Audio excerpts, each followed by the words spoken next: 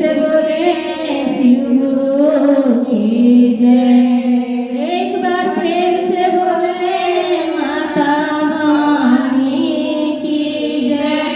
एक बार प्रेम से बोले सच्चे दरबार की जय। और लेनी नमः शिवाय चुनरिया हो हम जो दुनिया बनी जाए। और लेनी नमः शिवाय चुनरिया हो हम जो दुनिया बनी जाए। और लेनी नमः शिवाय चुनरिया हो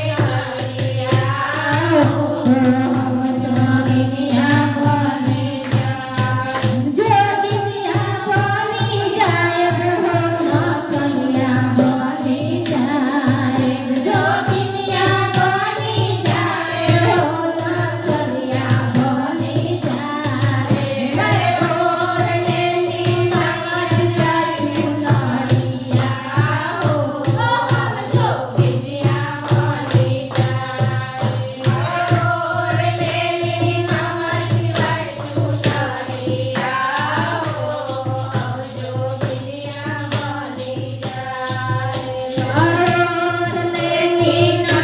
बनी